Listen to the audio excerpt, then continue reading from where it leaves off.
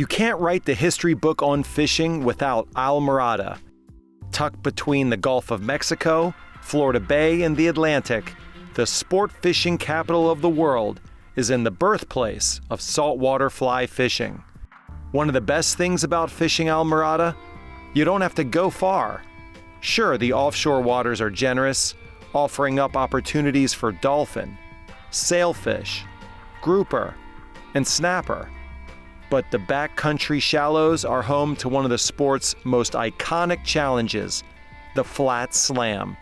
There's nothing like the chaotic aerial display of a tarpon, the intimacy of battling a bonefish, or the skittishness of a permit, which makes success even sweeter. This classic Keys fishery can only sustain itself if the fish are caught and released properly.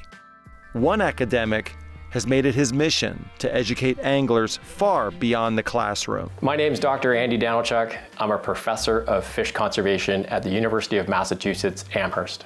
Keep Fish Wet is a US-based nonprofit that focuses on creating better outcomes for each fish that anglers release. Anglers do a lot of things to fish. We're basically hucking lures and flies at them.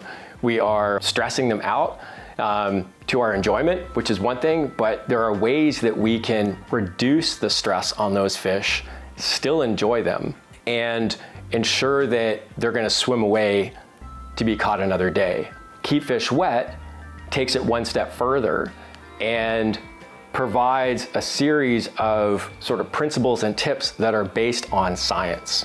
So the information that Keep Fish Wet conveys are science-based best practices for the capture, handling, and release of fish. Keep Fish Wet has 3 core principles that any angler can follow. They are minimize air exposure, 10 seconds or less is best. Eliminate contact with dry surfaces or rough surfaces or scratchy surfaces or hard surfaces. And the third one is to reduce handling time. That's the time that you land the fish to the time that you let it go, and anything in between. Anglers have the opportunity to put conservation into action with each fish they plan to release.